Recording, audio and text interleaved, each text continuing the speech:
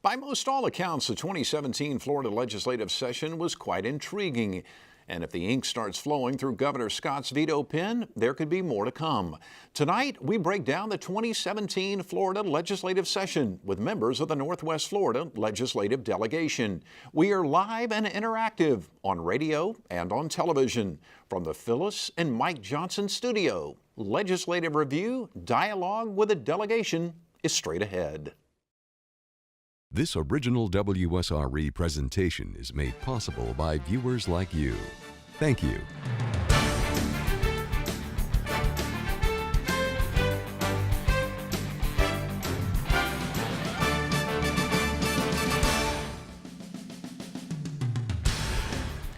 Good evening, and thank you for joining us. I'm Jeff Weeks. In addition to our television broadcast on WSRE TV, we're also being heard on News Radio 1620 and on 92.3 FM. I would guess many Floridians over the age of 50 have no idea who rap star and entertainer Pitbull is. But he became a key figure in the debate over how much money the legislature should allocate to Visit Florida, the Sunshine State's tourism marketing vehicle. House Speaker Richard Corcoran and Governor Rick Scott clearly had different ideas on how much should be spent marketing tourism and economic development. But for our Northwest Florida legislative delegation, they are returning from Tallahassee triumphant. They were able to lock down legislation that will keep most of the BP oil spill recovery money in the counties most affected by the disaster. On tonight's program, we want to hear from you, the constituents of Northwest Florida. This is a forum for you to ask your legislators questions about issues that most concern or interest you. You can do so by email or phone. The email address is questions@wsre.org. Or, if you prefer, you can call us at 850-484-1223 or toll free at 1-800-239-WSRE. We're joined this evening by members of the Northwest Florida Legislative Delegation. Senator Doug Broxson serves District 1. He is Vice Chair of the Committee on Military and Veterans Affairs, Space and Domestic Security. His counterpart in the Senate is George Gaynor. Senator Gaynor serves District 2 and is chair of the Committee on Transportation. He was unable to join us this evening due to a prior commitment. And now, our representatives from the Florida House. Representative Clay Ingram serves District 1 and is chair of the Transportation and Tourism Appropriations Subcommittee. Representative Frank White serves District 2. He is on the Civil Justice and Claims Subcommittee. District 3's representative is J.R. Williamson. Representative Williamson is on the Agricultural and Natural Resources Appropriations Subcommittee. Representative Mel Ponder serves House District 4. He was unable to join us this evening because he is the commencement speaker at the Northwest Florida Collegiate High School graduation. Gentlemen, thank you so very much for joining us. Welcome back to Pensacola from Tallahassee. An interesting 2017 session, no doubt. I am going to begin with you, Senator Broxson. And the headlines for Northwest Florida is all about the Triumph funds. So tell me what happened in Tallahassee. Well, we joined together as a delegation, both the House and Senate. We were determined to make sure that the money that was deposited in July by BP, $400 million, that would be properly sent back to the 8 counties that were impacted. And it was interesting. Anytime you have money that ends up in Tallahassee in their coffers, sometimes it's difficult to extract that out. But I think our team put together a convincing argument that that money was ours. It deserves to go back to projects that will affect our economy, and that's exactly what we did. And Representative Ingram, as I understand it, the way this is structured, this is something that is kind of done, and it will not have to be fought, shall we say, every session. Is that correct? That's right. And Senator Broxson hit the nail on the head, but I just want to reemphasize, I think there are, 6 of us in the Central Time Zone that represent, the Panhandle versus, some of the delegations. Miami probably has 45 people in their delegation. And so as much as everyone knows what the Panhandle went through with the oil spill and knows how bad it was, knows that this is where most of the damage was done, it was by no means a given that we were going to be able to protect the 75% of the Triumph dollars and bring them back here to the Panhandle, but because of the the strength of the delegation, the fact that we worked together and just had to be relentless and had the support of our constituents, we were able to get that done. And so, but to answer your question, that's right. Now it's in statute, and I think Senator Broxson had a lot to do with the flow of the money and how that's going to work. But when the money comes to the state treasury, then there's an automatic process where it will come to the Triumph Gulf Coast Board to be spent. Representative White, your first session. How important is this Triumph bill? The Triumph bill was by far the most important priority for me, and I think for everybody. And I, as a brand new candidate and an elected official now, it was my #1 priority. It's the thing I campaigned on. It was the thing most people asked me about, wrote me out as it is the bill that I spent the most time on during the session, and making sure that we brought it home, and we were successful. Representative Williamson, also your first legislative session. Get you to expand on your thoughts on what the Triumph Gulf Coast is going to, the money actually I should say going to Triumph Gulf Coast is going to mean to the community. It was the biggest thing that we talked about for the last year. Every single day that we woke up, we thought about Triumph funds, and we heard from our constituents, from the community, from the leaders, business leaders, and from other government leaders in the Panhandle, that how important it was to make sure that funding came home. That was what we went over to Tallahassee lockstep. We had to be together, arm in arm, and that includes the House and the Senate. I appreciate the work that Senator Broxson had on that, and also Representative White and Ingram, along with Ponder, who's not here, and really the Panhandle all the way over. Jay Trumbull was the chairman of the Triumph Gulf Coast Select Committee. He did a great job, yeoman's job of leading us, and we came out with a bill that was good, that went back and forth the Senate a little bit, but it's a good bill that I think will be great for the community. Very good. By the way, just want to let all of our listeners and viewers know that if they have a question, they can call us at 850-484-1223 or 1-800-239-WSRE. If you would prefer, you can email us questions@WSRE.org. That's questions@WSRE.org. One of our viewer questions that came in prior to the show beginning, talking more about Triumph Gulf Coast, and we addressed part of the question early on here, but the viewer or listener wants to know, will there be oversight of the private citizens appointed to distribute the funds, and also will they be required to meet in the sunshine? So I'll start with you, Senator Broxson. The answer is yes. It's the Triumph Corporation that was created by the legislature in 2013, took the concept that it had to be in the sunshine. They're subject to 4 audits. They have to report to the President of the Senate, Speaker of the House, and the Governor once a year. They have to do they have to reveal what their finances are through a Form B. So it has every component to make sure that they do exactly what the law allows them to do. And I think you'll find that the 5-member, now to be 7 members, will be very responsible and very responsive to people in the 8 counties to make sure that they do a good job.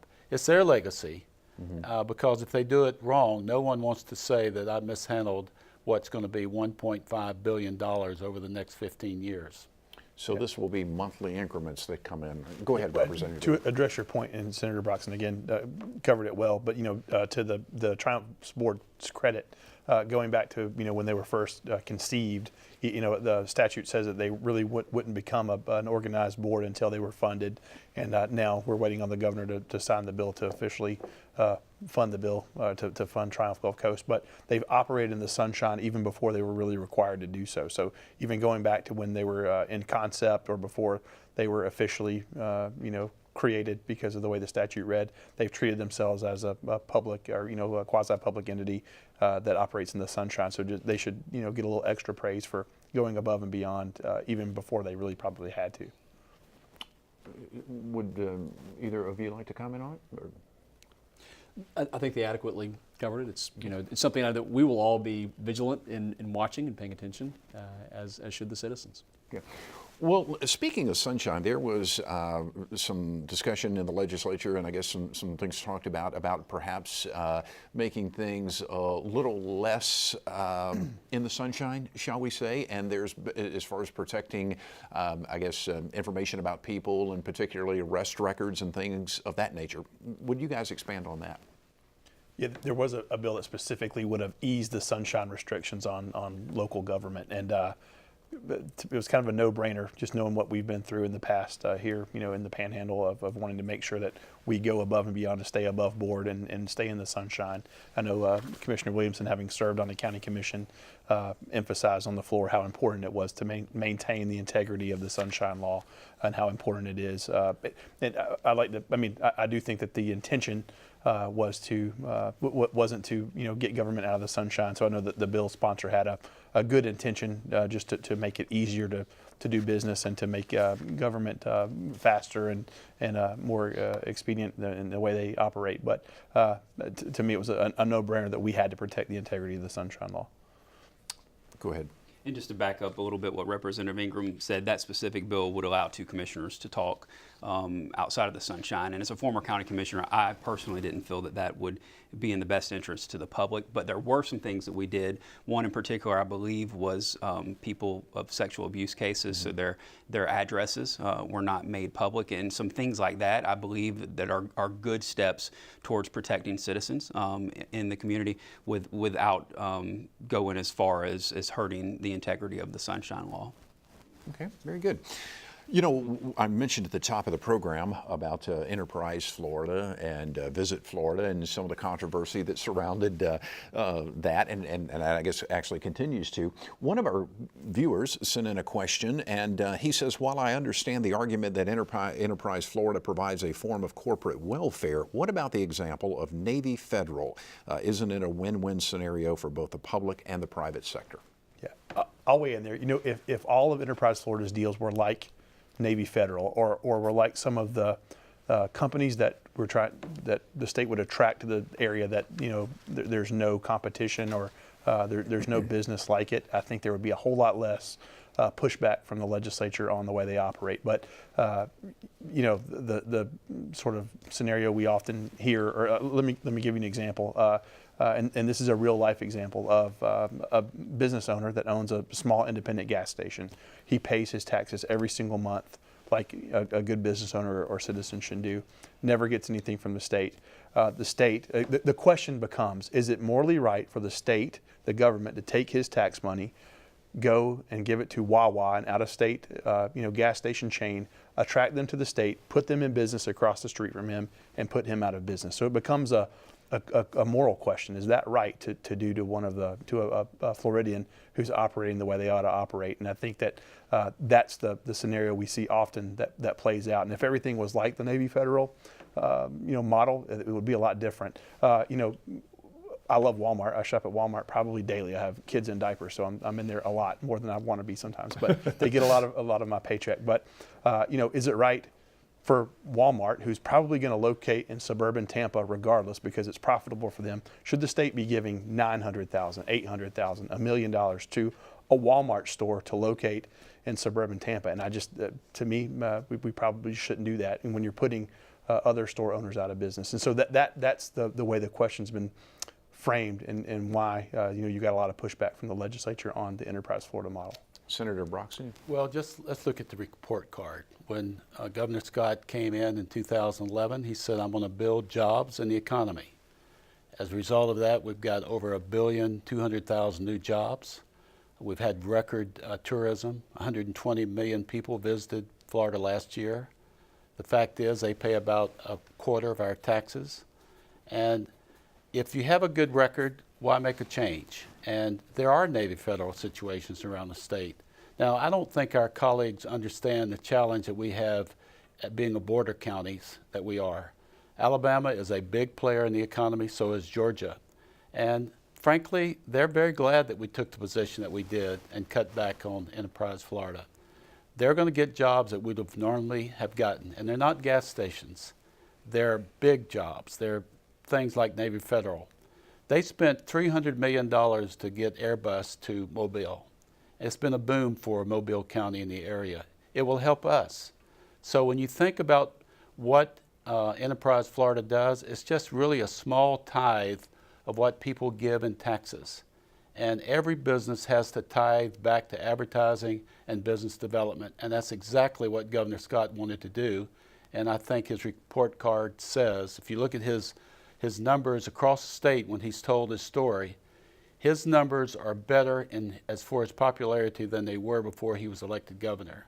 So I think we're going to have to revisit that, hopefully soon, to pump back money back into this area that does build jobs and builds a stable economy.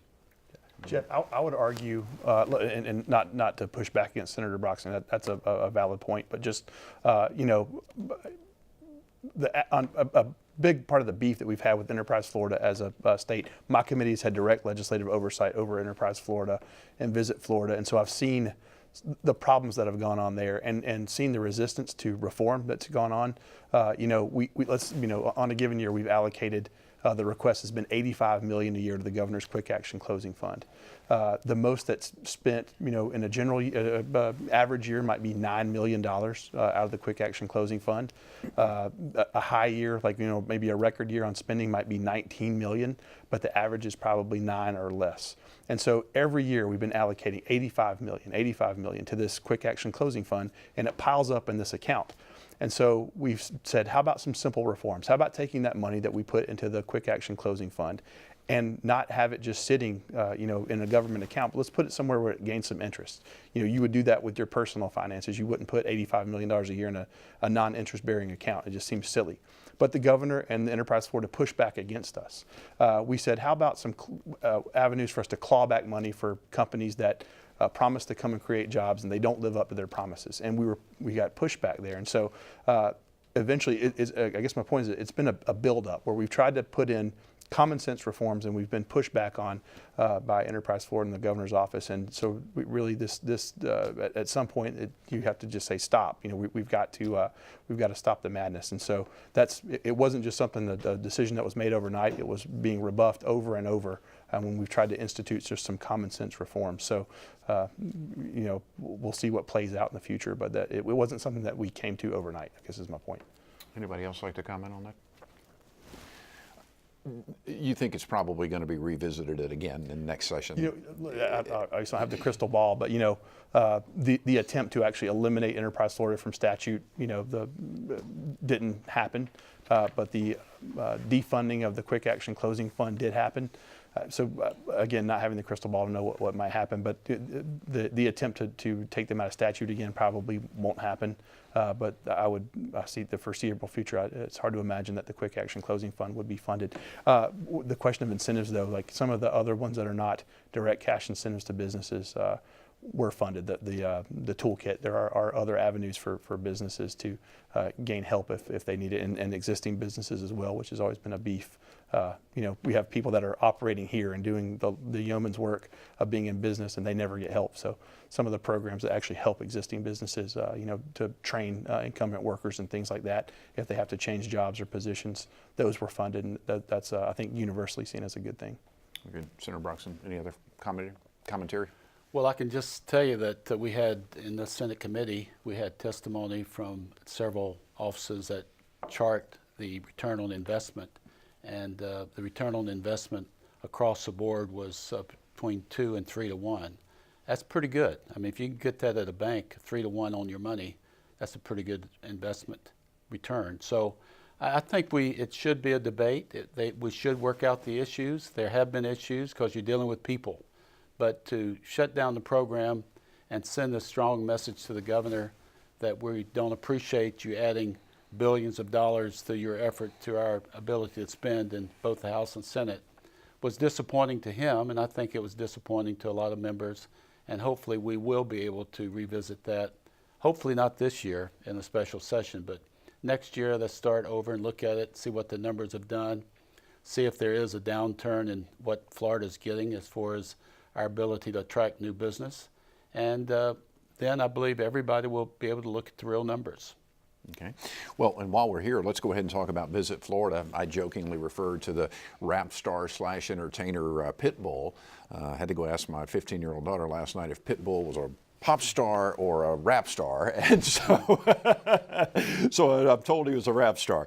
So, but anyway, Pitbull kind of became I guess a symbol for this battle, shall we say, between the House and the governor on how much money should be spent promoting Florida tourism. So through the arm Visit Florida. So let me get you gentlemen to comment on that. Go ahead, Representative White, to begin with. I voted for the bill that would have reduced funding for Visit Florida, and that's what ended up in the budget. Visit Florida historically had been funded at a certain level, and then in the last few years it had essentially doubled, and then increased above that. I voted to bring it back down to its traditional level. The reason were a series of examples, like with Pitbull, like with sponsoring kind of a B League soccer team and a B League over in Europe, that just things that you kind of scratch your head and think, what went wrong? And with that history of understanding that the advertising budget basically tripled compared to where we were 5, 10, 15 years ago, with that context, it's easy to understand why things went so wrong. Suddenly, they had a whole lot more money to spread all around, and we have had, tourism is an essential part of our economy in Northwest Florida. Our economy is predominantly 96% or so a drive-in tourist market. The vast majority of those Visit Florida dollars were going to essentially fly-in tourists, so markets that didn't really benefit Northwest Florida. So I was comfortable at a lower funding level that was historically in line with how we had been funding tourism. Representative Williamson. Sure. And just to echo a little bit what Representative White said, you have $1.5 million to a B League soccer team overseas in England. You have $1 million to a rapper. You have $9.4 million being spent to a cook to do cooking shows. To me, those investments, if they were in beach renourishment, if they were in our state parks, if they were in our roads, if they were in our airports, to me, those are the things that truly help tourism, much more than giving millions of dollars away to people who are already millionaires. And then at the end of the day, the citizens that are paying for that, the citizens of the state, they also reap the benefit of beach renourishment. They reap the benefit of good roads, and they reap the benefit of good airports. So that was certainly in my thought process whenever I voted for that bill. Yeah, and Jeff, if you don't mind to sort of piggyback on something that Frank said. Traditionally, the funding level, minus the last maybe 3 or 4 years, was that $25 million level, and then there were exponential increases in spending. With the rate of increase in tourism being about the same, whether we spent $25 million or $90 million, it's about the same. And so I had a conversation with Will Suckham, who was the CEO of Visit Florida, maybe, I don't know, a few weeks before he was let go, before the whole idea of Visit Florida became controversial. And this is as my committee was the committee that funded Visit Florida. And he didn't necessarily ask for a decrease in funding, but he did say, you've got to stop giving us these huge exponential increases in funding, because it puts me in a position to have to go out and do these over-the-top things to try to show or justify the additional funds that I've received. And so that led to, I guess my point is that we as a legislature probably ought to take some blame for that, because we were giving them money without direction, without any real oversight, and then expecting these dramatic results. And so the rate of increase in tourism remained essentially steady, but then it just led to waste. And it's hard to put the blame on them for going out and trying to do these over-the-top things because they wanted to justify the increase in spending. And on the other side of the same coin, Ken Lawson, the new CEO of Visit Florida, did a fantastic turnaround job when he was the secretary of the Department of Business and Professional Regulation. And so having that guy there, reformer, someone who's going to bring transparency and accountability to Visit Florida, I think that when there is a justified need for an increase in funding, we'll see responsibility there that he'll put in place. And I think that down the road we may feel comfortable giving them additional funding. Senator Broxson. Well, you can always find anecdotal stories in whether it's your business or anything that you do. People are going to make mistakes. The fact is that we've had 3 record years in Florida in tourism. BP, right after the oil spill in 2011, the governor persuaded them to put $30 million into the economy of the Panhandle to advertise that the beaches were open. As a result of that, we saw 5 straight years of record tourism in the Panhandle. We all know that advertising works. Are there problems? Absolutely. But you've got to look at the end product, and that is, what are you getting? And the reality is that Florida is on a record pace for tourism that, again, pays a fourth of your taxes every year. And we're so blessed in this state to have that feature in our taxes, where someone else is actually paying our taxes. So I think this is the discussion that we will have. We really need to have more discussions like this on the floor of the House and the floor of the Senate, which unfortunately we did not have this session. So maybe next year we'll have a vibrant discussion on what really works and look at the testimony from both ends. Fair enough. And I don't want to necessarily pick on Pitbull because he just happened to be the example, but I'm also told that he has a huge following and perhaps in certain parts of the state could very well have been beneficial. So I think, Jeff, I mean, just as, again, someone with a young family, the message that sent as for us as a state, I mean, it was pretty provocative and suggestive and things that, like, you know, for a family locale would not want to send as a message to the type people you'd want to attract. It was more of a South Beach thing. Right, yeah. Good point. You know, if it was South Beach specifically advertising, it was probably directly on target. Okay, very good. One of our viewers sent in, first of all, a comment, and he or she says, congratulations on Triumph as intended, and is concerned about transportation issues. So would like for you guys to sort of elaborate just a little bit on transportation, and I'm going to go one step further and have you talk a little bit about infrastructure.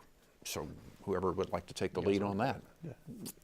I feel like I've been talking too much. It's okay. Well, hey, I'll kick off and then maybe we can fill in. You know, so the state of Florida made the decision, or the legislature made the decision not to spend cash, not to give cash incentives to businesses with the entire state budget. And so that restriction also sort of made its way to the Triumph bill of not having cash incentives in the bill. The flip side of that, or the positive, is that a deficiency we often hear about when people look at coming here or bringing their companies here is a lack of workforce and you know, a lack of infrastructure or an outdated infrastructure. I would kind of lump transportation in with that. And so that will probably be the meat of what the Triumph money is spent on, is workforce education programs to create a trained workforce or a trainable workforce. And then infrastructure. I think, you know, we've got to have that. We need it. I think we're starting to see some very good infrastructure investments, you know, with the 3-mile bridge, the 9-mile road expansion, and that sort of thing. But anyway, that's something we've got to have, and that will be money well spent. And I'll kick it to you guys if you want to. Several of the counties, after they received some of the restore fundings, put out the request to the general public for what we should spend the money for. And I think in one county they were dealing with $30 million. They got requests back for over $300 billion. There will always be requests when there's money available. The challenge that we have is not to back in fill the county coffers and build roads and other things that counties need to be doing through their money. We need to do things that are unique to building this economy, to building the shoulders around the military and tourism.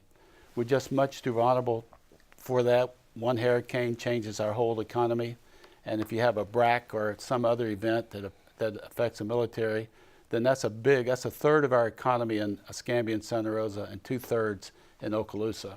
So we have to diversify our economy, and that's the challenge of the Triumph board, is to be laser focused on doing the right thing to build an economy that we've never seen before.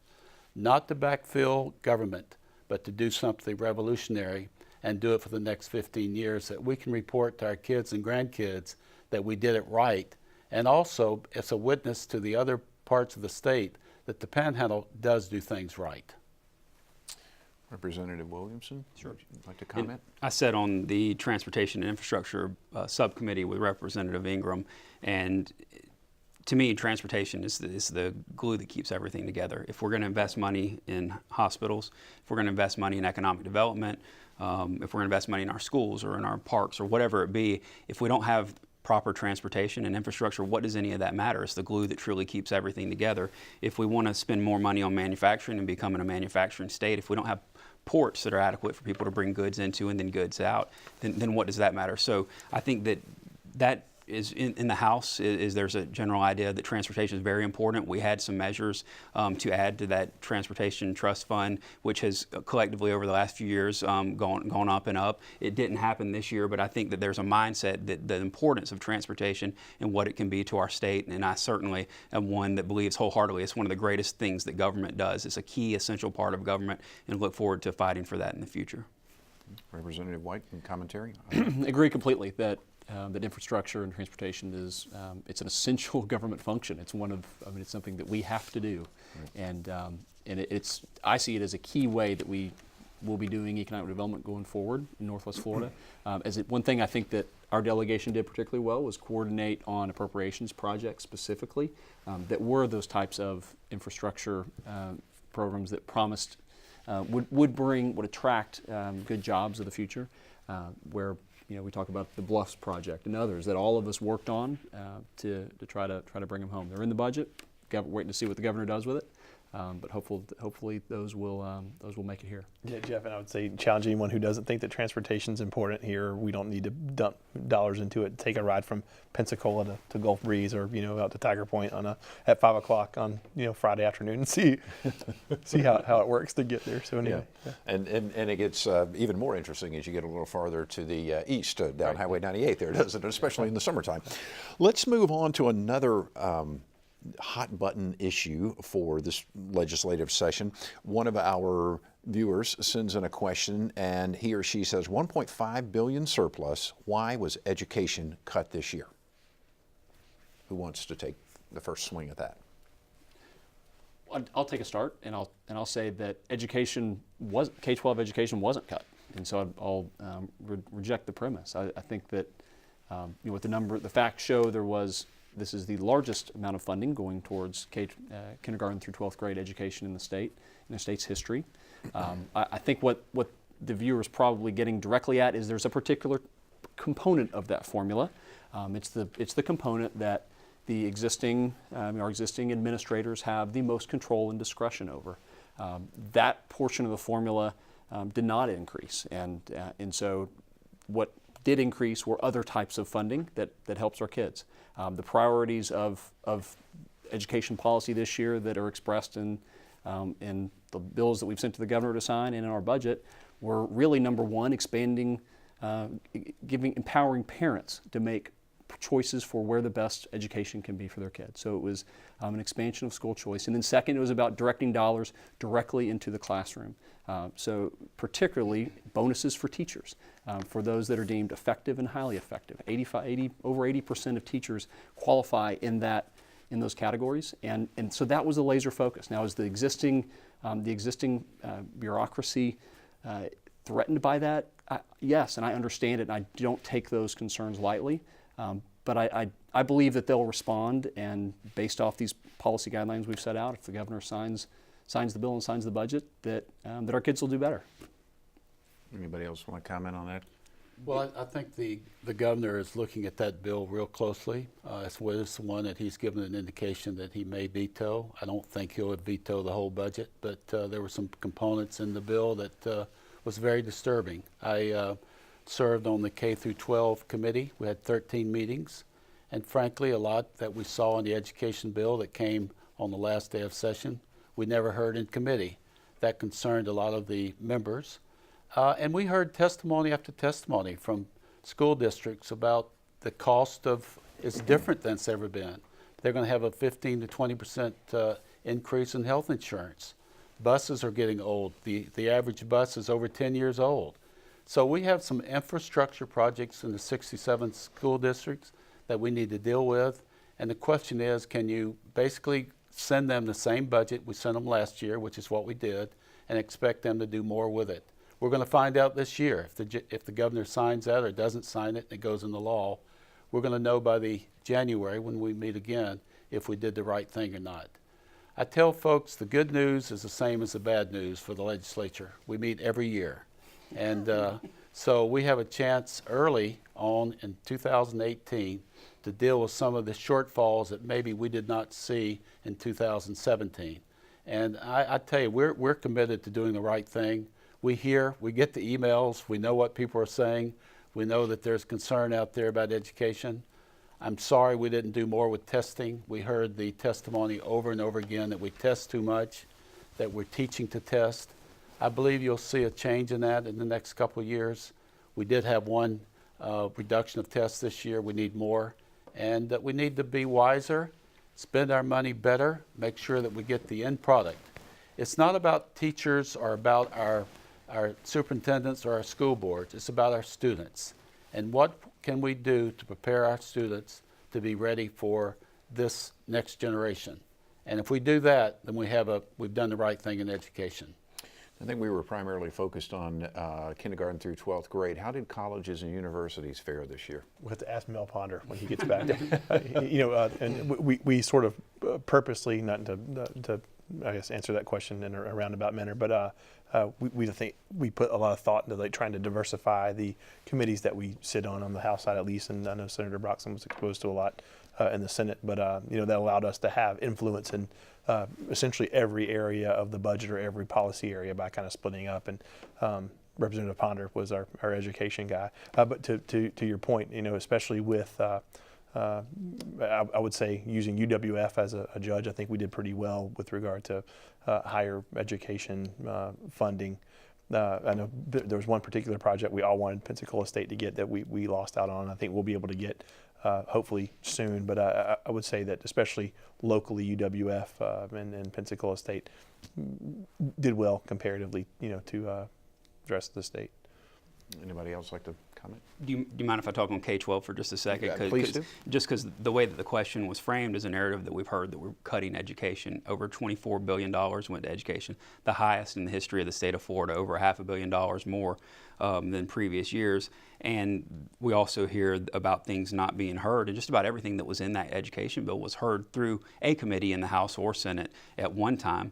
And one of the things I believe that maybe was a last-minute item that was added was the bonuses for teachers. Over 150,000 teachers are going to receive bonuses over the next 3 years. That's over 80% of the teachers in the state of Florida that are going to receive bonuses from that program over the next 3 years, which I think is good. In any bill that you have, especially such a large bill like that, such a large topic, it's going to have good and bad. But when you look at the bonuses to the teachers, when you look at money going straight to the classroom and to the students, I think there's a lot of good things in that bill, and it is the highest funding ever in the state of Florida when it comes through K through 12. And I think that's key for us to keep saying that so people don't read just the headlines that they're reading, but actually look into the bill. There's a lot of good in that bill. Yes. One other provision, I believe it was the other provision in that bill that wasn't heard in a committee, was in the category of just, when I heard it, I kind of scratched my head and thought, this nutty regulation. It's that students weren't able to bring sunscreen into school without a prescription until this bill. So that was one thing that didn't go through committees, but it was included in this bill, one of many items that we all voted for. Jeff, the bottom line is, if you look at the associations for the universities and for the colleges, the 28 state colleges are begging for the governor to veto that part of the budget, and the universities are saying, please don't veto the budget. So I think we know that maybe the colleges didn't do as well as they wanted to do, and the universities did very well, and that was frankly one of the main priorities of Senate President Negron, was to make sure that the universities were comparable to other great universities across the United States, and we'll see what happens in the next couple of years. Yeah. And I guess it may be interesting to see what happens in the next couple of days, right? Because as I understand that Governor Scott certainly has the option of vetoing the entire budget. Also, I guess, has the option of vetoing the education part of the budget, which the last time that happened was 1983, Governor Bob Graham. And so you guys would be, if that were to happen, you'd be called back to Tallahassee, right? So yes, things could continue to get interesting. Okay, let's get on to some other questions that have come in from our viewers. Great question here. Business development plans for cities north of I-10. This viewer says, yes, tourism is good, but what other jobs that we can, what are other jobs that we can try to bring into Northwest Florida? Take that, Representative. Yeah, there are some naturals. I think that the Senator Broxson mentioned the growth in Mobile in the aviation industry. I think suppliers for Airbus coming to Mobile, like we're within the radius of where suppliers would naturally want locate, and then that's a positive. The other, and Senator, beg your pardon, would give you a promotion, but Representative White brought up the Bluffs project, and that was, I remember a couple local businessmen brought that concept to me several years ago, and I did my homework and found out they were exactly right, that there's a large repatriation of manufacturing back to the states, largely because of the cost of transportation. And Escambia County has this very interesting, very unique conglomeration of resources in one particular area. It's where, Ascend and Exxon, International Paper, Gulf Power, UWF are located in the north central part of the county. There's rail, there's gas, there's redundant power, there's a port facility.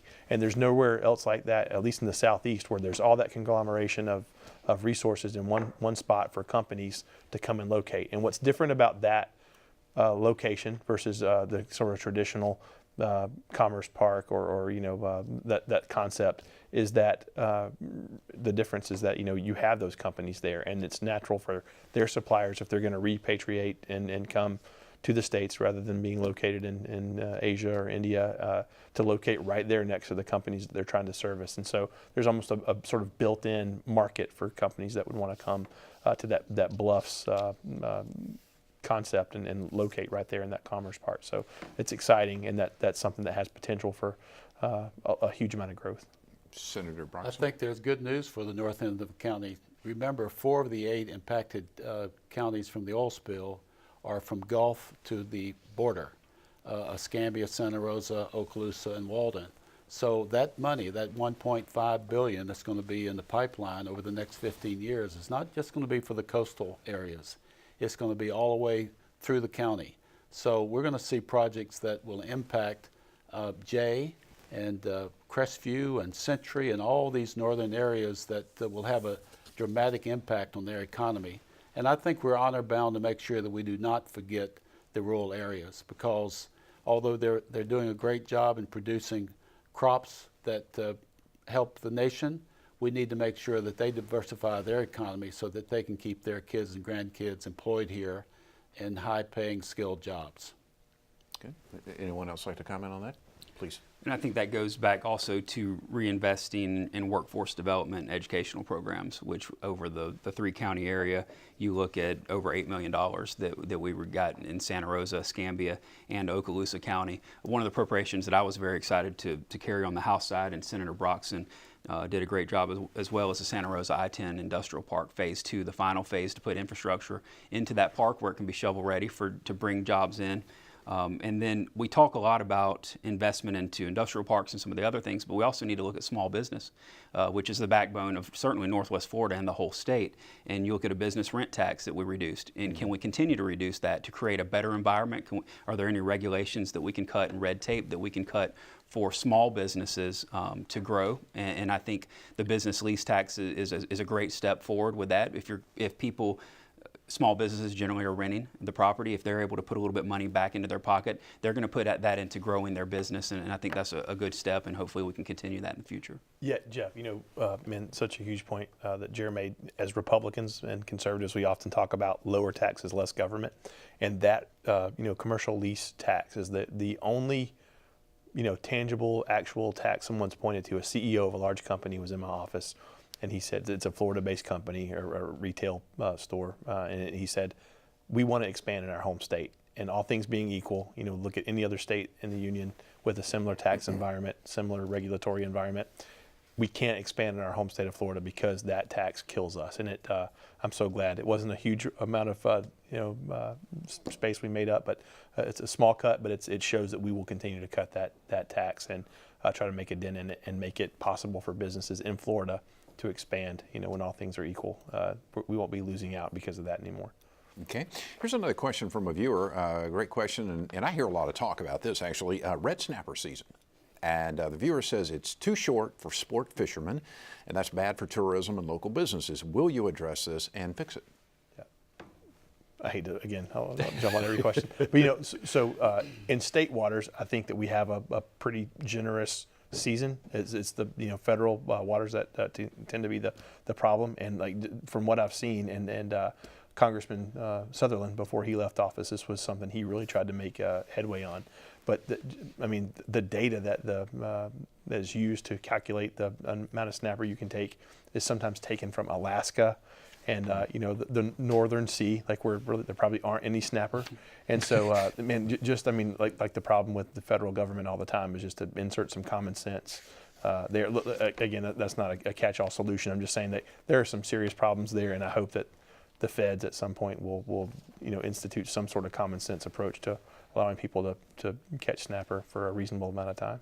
I think that's part of the challenge of us trying to be a good partner with the federal government, is that if you talk to former Representative Sutherland, he would tell you he was very frustrated at the indifference he felt from trying to deal with this issue. They simply told him, go pound sand. And we know that there's an abundance of snapper that people are having to release, and that just makes no sense. So hopefully somebody one day will wake up and say, let's face reality and allow people to catch fish that are abundant in our waters. Yeah, just the absurdity of catching a fish and that you otherwise could keep and throwing it back and watching a barracuda eat it. I mean, it's crazy. When you could have kept it yourself. It's probably the perfect example of a federal oversight gone amok.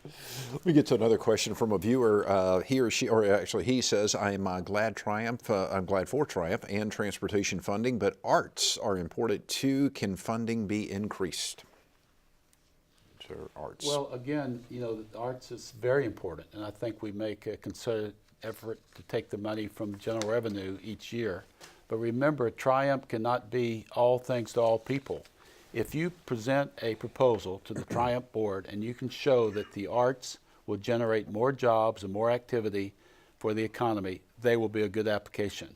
If it's just something to build the infrastructure of who we are as people, which you have to do with arts, it probably will not be a project that they will entertain, but we would as members of the legislature, because we're very sensitive to arts. We know it's part of our culture, and I believe you'll see that we'll continue to allocate the monies to do those things that are important to our citizens.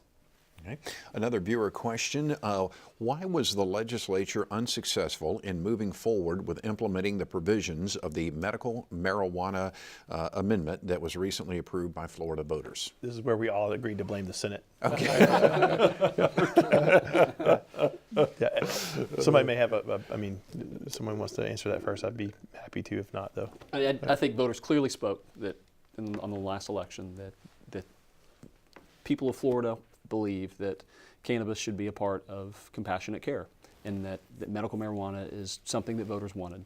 I entered the session ready to support it, and did support it in committee and on the floor, and then once it bounced back to us from the Senate, supported it again. I hope we have a special session that addresses medical marijuana. If we don't, it won't be the end of the world, because the Department of Health will write some rules that will implement the voters' intent. Unfortunately, that will inevitably end up in lawsuits and litigation and cost taxpayers a lot of money. So I think it's one area where we messed up. But we are, the three of us in the House are 3 of 120 members, and Senator Broxson is 1 of 40. So you got to get everybody on the same page, and this is one where it didn't happen this year. Well, you look at, it was a constitutional amendment. It was directly the general public serving as the legislature. It did not come with an instruction manual. It just said, we want you to do it. And under the law, it was the mandate of the Department of Health to come up with some rules. They have until July to do it. There was certainly a push for us to do it as a legislature. We did not do it. I think we will, but it may be then in a special session, or it'll be next year. If not, the Department of Health will certainly come up with something by the end of the year. Okay. Let me jump to another viewer question regarding the Navarre Pass. And he says, would you and or the legislature support opening a pass from Santa Rosa Sound to the Gulf of Mexico at Navarre Beach, considering military concerns about possible negative impacts on its training mission? And so I know that's something that's been talked about at the federal level, and is a topic of hot debate. So your thoughts on Navarre Pass?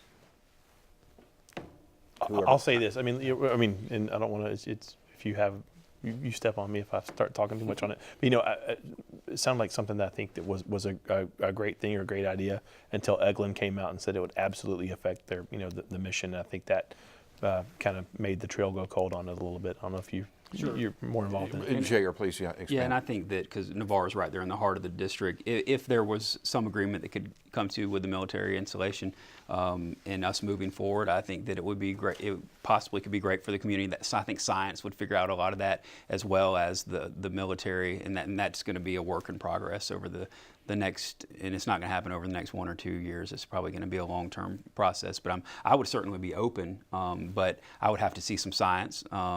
And of course, I think there are a lot of people in Santa Rosa and Okaloosa County that would love to go through Navarre Pass and be fishing in just a few minutes if we can get red snapper, where we can catch a few more red snappers. That's right. Okay. Representative White, did you want to comment on that? Or? I think there's a clear economic case to do it. It is wonderful economic opportunities for those counties.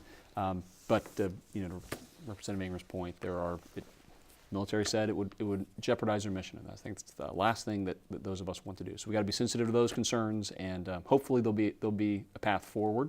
I know Congressman Gates it's a priority of his, so hopefully we'll get there. Okay, very good. This is something that's getting an awful lot of talk around the nation, and so one of our viewers wants to know, what steps did this legislature take to combat the opioid epidemic?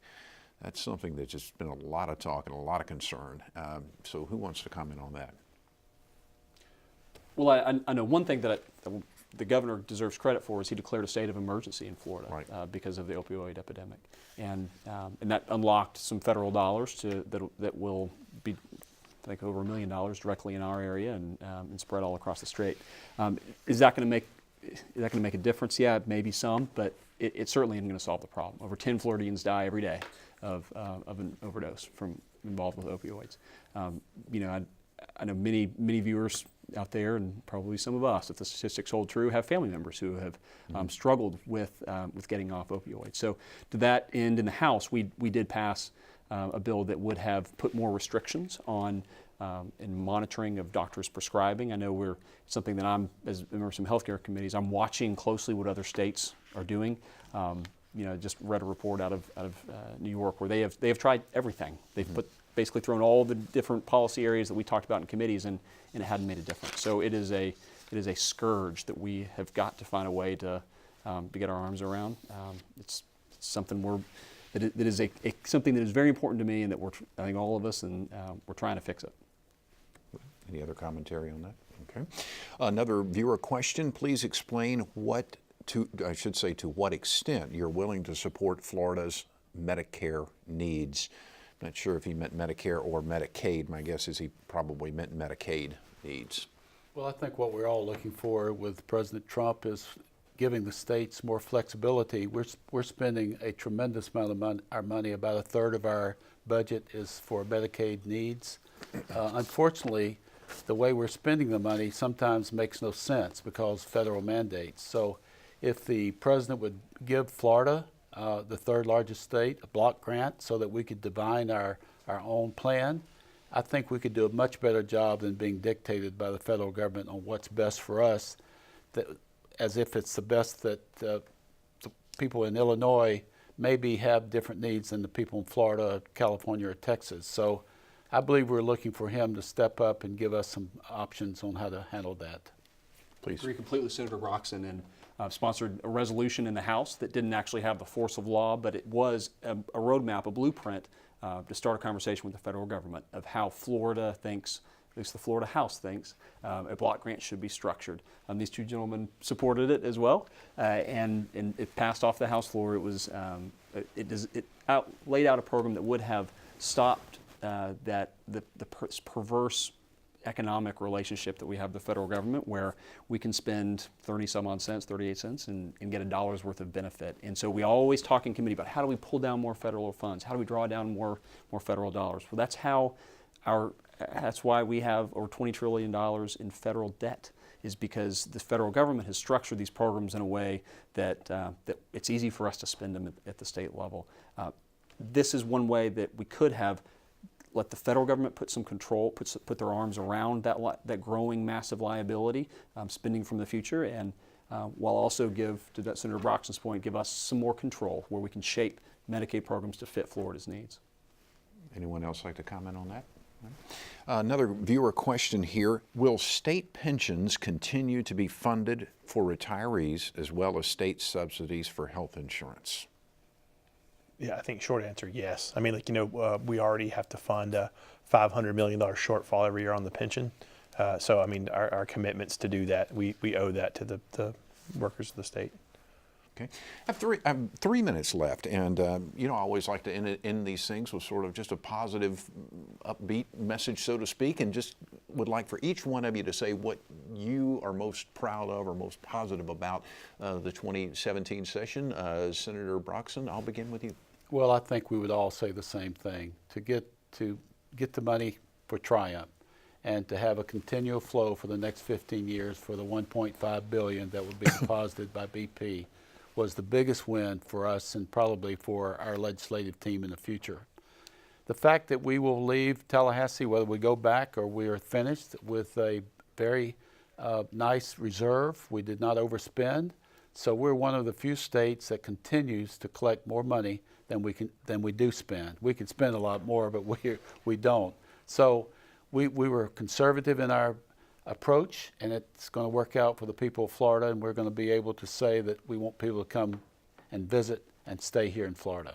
We've got about 2 minutes. Quickly, yeah. So, I think there was a huge concern, and to back up what Senator Broxson said, that we were going to be a bunch of rookies. I was all of a sudden the old guy on the top of the totem pole.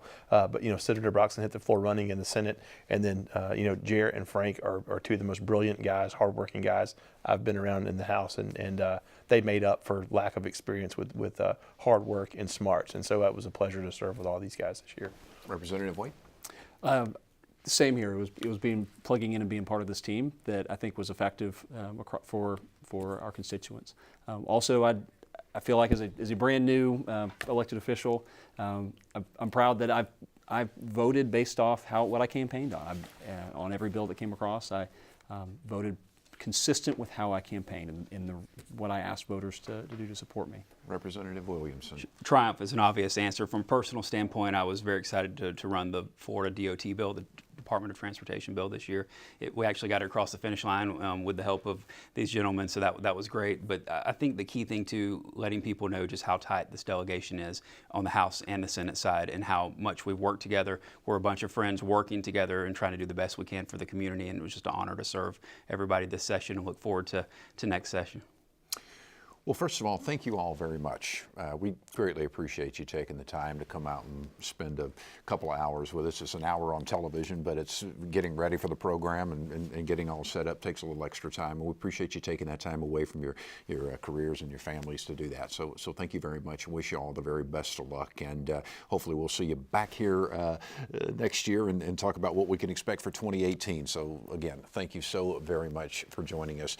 And by the way, a very special thanks to our viewers and listeners, and to you, our constituents. We appreciate your questions and commentary.